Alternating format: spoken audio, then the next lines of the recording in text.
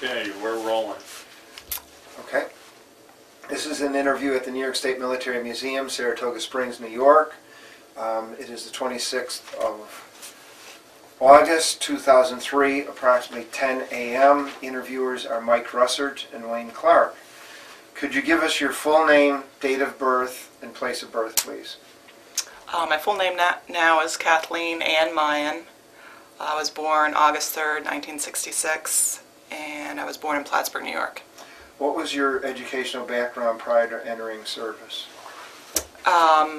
I received my associate degree in nursing in Clinton Community College in Plattsburgh, and then from there I went to Rochester, New York, and graduated with my bachelor's at Nazareth College in nursing.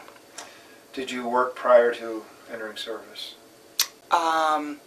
When I took my nursing boards after my associate degree program, I worked in Rochester at Rochester General Hospital while I was continuing with my BS program as an RN. Okay. When did you enter service? I entered in February of 1990. Yes, and did my military training. Okay. Why did you enlisted, of course. Why did you enlist? During my bachelor program, we had a lot of nurse recruiters come in and out of the colleges trying to get people interested in the military, and I spoke with Army recruiters and Naval recruiters, and I actually went on two recruiting trips, one to Jacksonville, Florida, and one to Portsmouth, Virginia, trying to show us the way of the Navy and the Nurse Corps and Medical Corps, and trying to get us interested. And it was, at that time, it was very appealing, and I was young and didn't really know where I wanted to go with my nursing, and so I figured this would be a good chance to experience a lot of different things and to see maybe some of the country. Okay, why did you select the Navy over the others? They took me on some good Navy trips, and to be honest with you, I also was looking at the duty stations and where you'd actually get stationed with like the Air Force or the Navy, and the Navy had some really nice duty stations on the coasts near the water, which I love, and they just had a very professional group of instructors and officers that I spoke with, so they were able to sway me, and I'm very happy I chose the Navy. Okay, where did you go for your basic training? Newport, Rhode Island, at the Naval Education Training Center in Newport, Rhode Island. Did you receive just basic drill training, or? It was called OIS, Officer Indoctrination School. Mm-hmm. Because I already had a bachelor degree, I went straight in as an officer as opposed to enlisted. And they basically, it was kind of a knife and fork school. It wasn't as rigorous as, as a lot of the people entering for their real basic training. This was to teach you the different ranks, and basically just a introduction to the Navy, the difference between officers and enlisted, and what was to be expected out of the medical and nurse corps. So I was with like lawyers and other nurses, some JAG officers, the dental corps, and there was a lot of physical training also, but a lot of it was classroom instruction. Did you receive any further medical or nurse training than you had already had? Not in that program. That was basically an introduction to the military. Okay. And so not at that time. I already, had my nursing. Okay. Where did you go for more specific training? At the end of that, then I was commissioned an ensign in the Navy, and I got my first choice for my duty station. We got a chance to pick three different choices, and I got my first choice, which was Portsmouth Naval Hospital in Portsmouth, Virginia. Why did you pick that? Because it was they call it one of the big four hospitals. Bethesda was another big one, and Balboa in San Diego was another big one, and I figured I could get the largest experience in training just to start out, so that's why I chose there. Okay. How long were you there? I was there until October of '93, so about 3 years. Okay. Did you, what was your experiences like there? What were your experiences like? Could you relate some of them, or? Oh, it was excellent. When I first checked in, I stayed in an officer's quarters until I found a place in an apartment that I wanted to live, because I was not living on the base. As a single person, they don't really have the base housing. It's more towards families, and it's hard to get into. So I found an apartment, and my assignment was on a pediatric surgical floor, where we prepped patients and they had surgeries, and we took care of them after for pediatrics, which was an excellent experience. And then I was there for about 6 months and got the call that we were flying out to Saudi for the war. So I was only in the military for 6 months when that all happened. Okay. Now, you mentioned in the form, did you receive specialized biological chemical warfare training at all? This was over in Saudi. Oh, you didn't receive it until you were there? Yeah, because it was, I guess they didn't really know who was all going, and at first we were put on an alert, like stating that a lot of people from our hospital was on the Fleet Hospital billet. I believe somewhere between 700 and 800 of us went, and so they had to bring in a lot of reservists to the hospital to maintain it while we were all taken away and supporting the war. And I don't think there was time to get everybody, everything ready beforehand to give us the training, and so there was, plenty of time while we were there, a lot of downtime where we got, a lot of instruction over there. How did you get to Saudi Arabia? You flew over? We flew over, yes. Okay. Did you go as a unit, or? We went in different waves, unit, and we went in different waves, and we went over in a unit, yes. What was your unit? I was in the second wave, and it was mostly with nurses and doctors. Okay. The first unit was a lot of the people preparing, like the CBs would go over in the first unit to prepare the area, do a lot of the building, the maintenance stuff, and then, the medical staff to erect the hospital along with the CBs and everything, and get the units the way they need them, went over after that. So it was like the second wave. I don't really know what it was called. What, culturally, how do you think it was, I'm trying to think how I want to say it. How did you think you fit in with the people in Saudi Arabia? Did you have to wear a burqa? Were you? Culturally, when we got off the plane, it was dark, and then we took buses to where we were going, but we were dropped off the plane, and it felt like you just stepped into a sauna. I mean, we're wearing, fatigues, long sleeve. You get off in the air, you can cut it with a knife. It must have been about 120 with the humidity. And then, so we couldn't really see the surroundings. We were like in a dark area, and then we took our, the buses to where we're going. And our hospital was put up in basically a big, huge parking lot like the size of a football field. And we were not exposed to the outside culture. The CBs were allowed to go in and out of town. We were not. We were pretty much enclosed in a gated area. And they didn't want us to be out and about in society or in the local towns. So I did have some taste of it when we got some R&R, which was much later in the game. I got a week of R&R, and we went to a town that was farther in Saudi, farther away from the border, where we were able to get out. But no, I was never required to wear any of the burqa or anything like that. We wore fatigues, and then while we were in our compound, which was just about all the time in our tents, we could wear, appropriate civilian attire, shorts or sweats. Okay. How would you rate your training for the experiences you had there?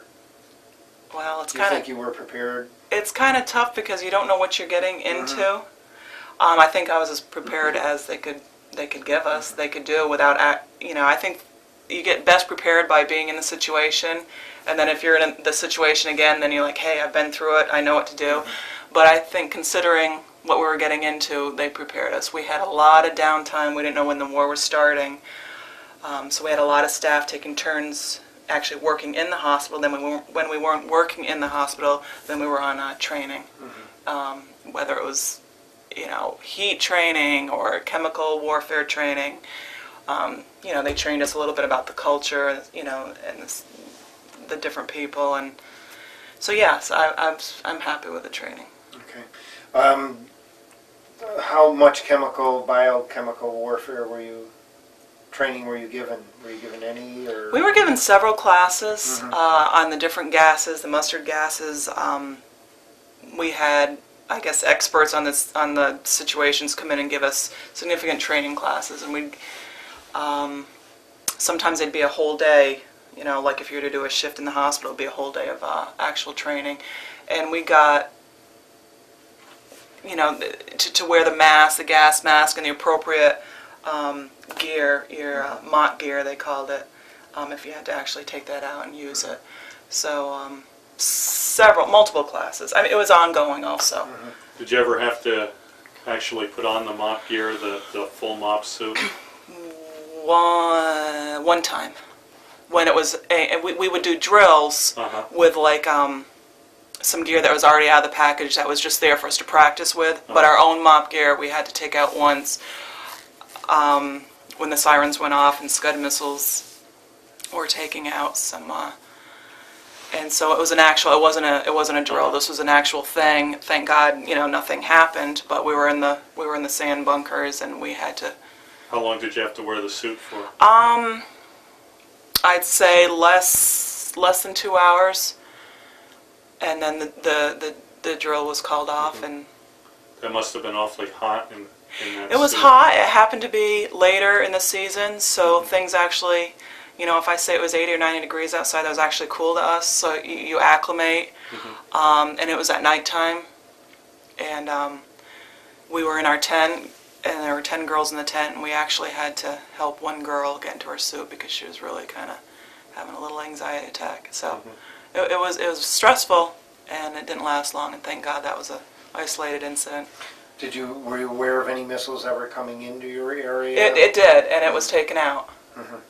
And it wasn't directed at us, right. but it was in sight, and so everybody within a certain radius, the sirens would sound, and whether it was 50 or 100 miles away, if you're in a certain radius, everybody gets notified, and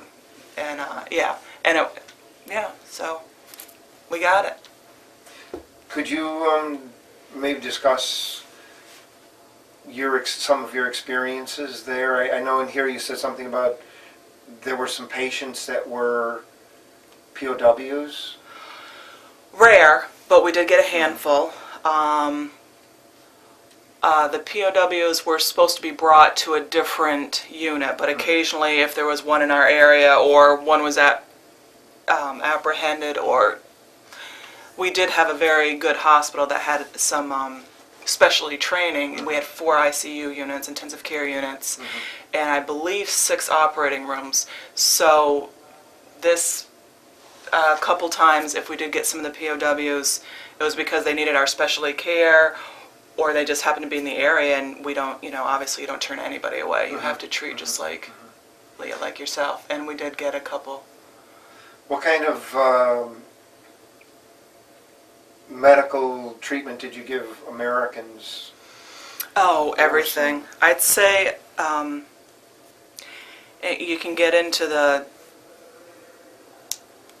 I don't know if you're looking for combat either. Did you get combat? In the beginning, before the actual ground war started, what we got mostly was, until everybody acclimated, heat exhaustion, heat stroke. We had some heart attacks. People that just medically, this what happens. We got some snake bites and some scorpion bites. With the fast, you had a lot of swelling that had to be treated and air vac'd out.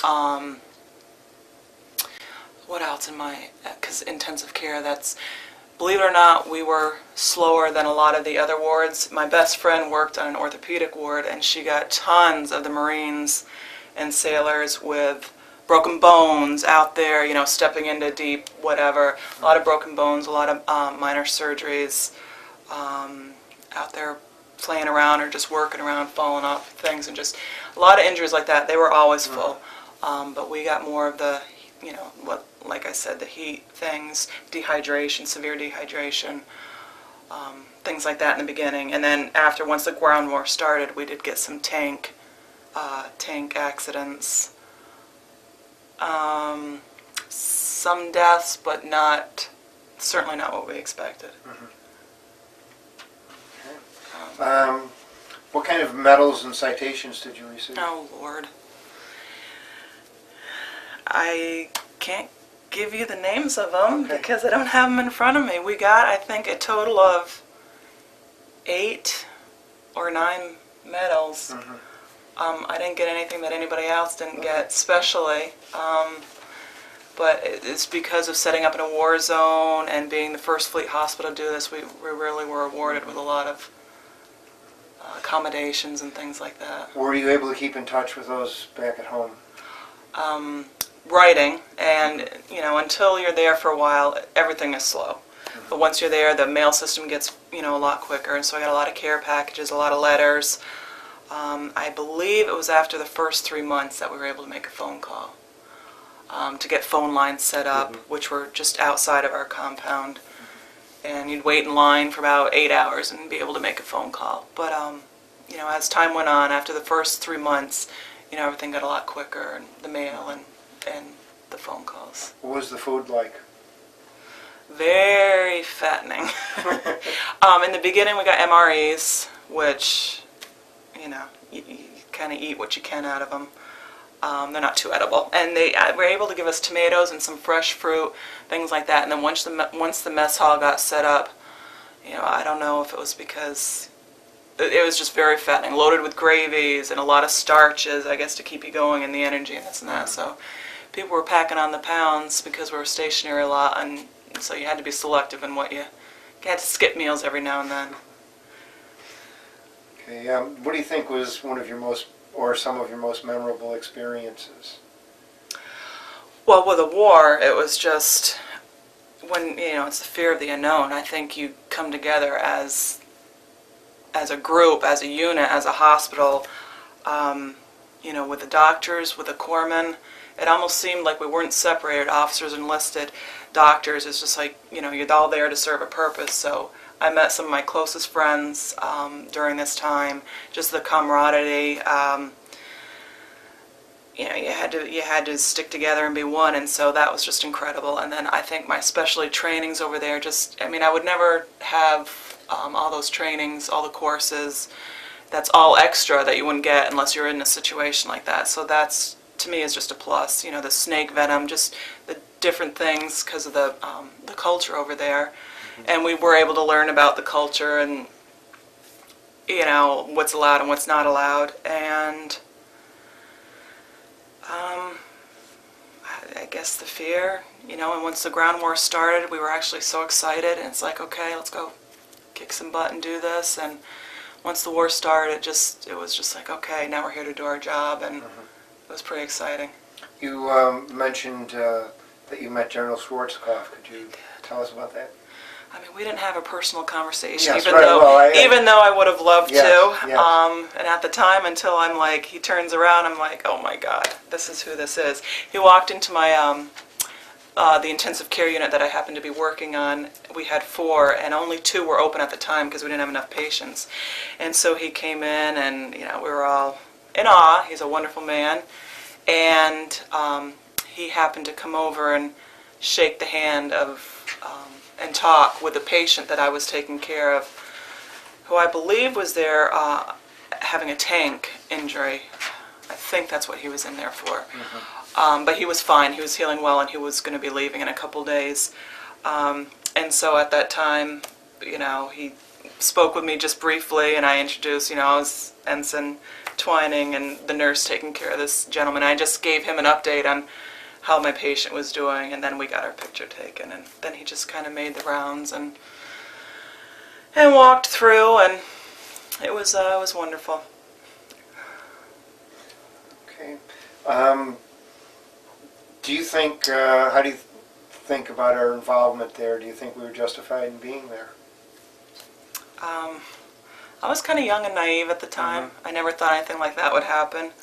And I don't even really think that I understood the extent of it or the magnitude of it at the time. I had just gotten in the Navy. I was probably as green as they get. So, my opinion, we were there to do a job, and we did it. I don't really think I can comment whether I really think we should have been there or not. Okay. When did you, how long were you in Saudi Arabia? Left in the end of March, and I got there at the end of August. March of '91. Okay. So, but I was there pre and post. We, you know. How long were you there once the war ended? I don't well, remember exactly when it ended. The ground war was really quick, and that pretty much was the end of it. After I left in the end of March, I mean, the ground war started in February, so it was probably less than 2 months.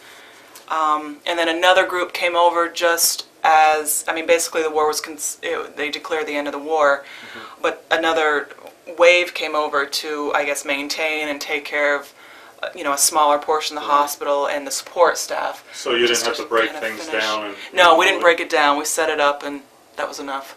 That was enough work. We did it, yeah. Now you stayed in service until '96. Were you assigned after?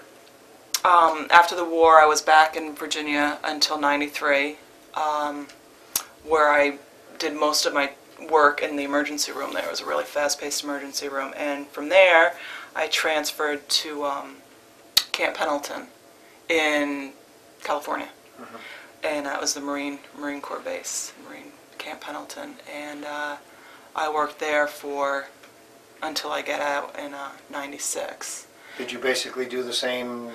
I did emergency room. Once you get into a specialty, they want to keep you there because you're trained and you're good at it. And I took charge nurse position, and with time, and had younger staff under me. But yep, I ended up doing most of my military career was actually emergency room. Once they get you, they don't like to let you go, which is a compliment. You're trained at what you do, so. Now, do you still work as a nurse? After I got out of the military, I went and actually worked as a civilian at Balboa Naval Hospital. And then from there, I got a position in the VA hospital, which I really enjoyed. And then had some problems with a former relationship, so I came back home. Where I worked emergency room in New Hampshire, and then I did some same-day surgery here. And now I'm a full-time mom and happy doing it. Okay. Did you stay in contact with anyone that you served with? My best friends are the Navy nurses that I met, 2 in particular. One just recently got out of the Navy, and she was doing reserves, and because of a sick child, she got out of the reserves. And the other one is now a nurse anesthetist that just got back from a 10-month deployment because of our recent war, and she was on a ship doing nurse anesthesia, and she's high up there in the ranks. Robin, you go, girl. Yeah, those are my 2 best friends, and will always be. Have you joined any veterans organizations at all? No, I haven't. Not yet. How do you think your time in the service changed or affected your life? Definitely a positive. I mean, sometimes I wish I could go back in. Sometimes I wish I would have stayed in longer. But you have to sometimes make the decisions of children, and some people can do it all, and ER had a really tough schedule with holidays and nights and everything, and so I chose a family life, but I miss it, and it was probably the best experience of my life, and days that I'll just always remember. I got excellent training, everything from all the specialty trauma trainings. This is outside of the war. They would just always it was continuing education. They would just always give you, leadership training, advanced cardiac life support, trauma, TNCC, all my specialty trainings that is really hard to get as a civilian on the outside, which I've learned. So I should have taken advantage of more of the opportunities because it was wonderful. Mm-hmm. Why don't you have some photographs? All you have to do is just show, if you hold it just right up in front of you like this, Wayne can zoom in on it. Everybody kind of pushes it up toward the camera. This is us waiting to go to Saudi at a terminal, I guess an airport terminal. Now, who is with you? This actually is Lieutenant Santana, the one in the middle. She was my boss on the pediatric floor. Okay. And I'm the one over here, and this right here was another nurse. I think she was a Lieutenant JG at the time, and I was an ensign. And she worked on my pediatric floor. Now, when was that also. taken? When was it Do you taken? remember when? It must have been taken in August of 90, because that's when we were waiting to go over, at the end of August of 90. All right. And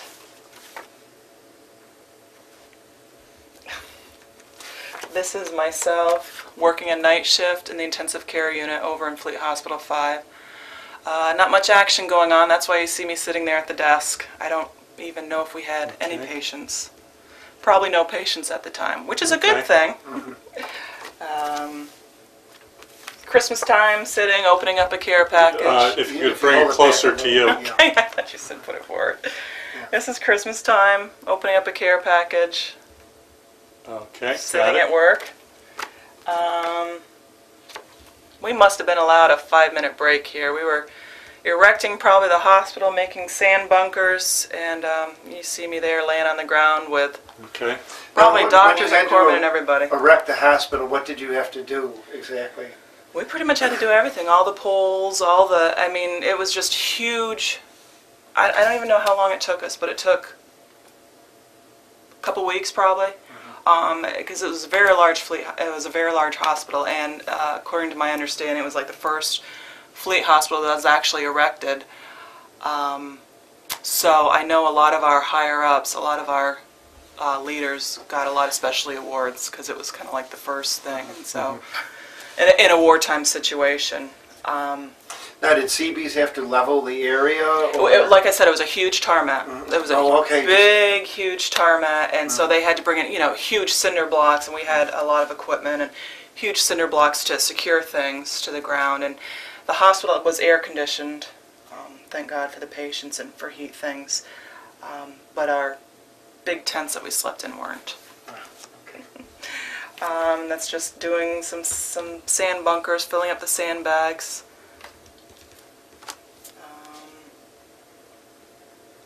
This actually is the intensive care unit I worked at. The girl is another nurse. She must have just gotten some groceries at our little tiny store. And there's a lot of patients that you can actually see laying in the cots right there. Okay.